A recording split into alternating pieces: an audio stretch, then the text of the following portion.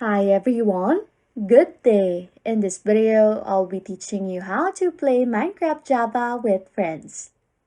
Okay, first things first, what you want to do is to open up your Minecraft application. Now that you are in the main menu, what you want to do is to press multiplayer. To play with friends, you can either join their server or simply make one. To create one, what you want to do is to just press add server. Add a server name and add a server address, which is your server IP.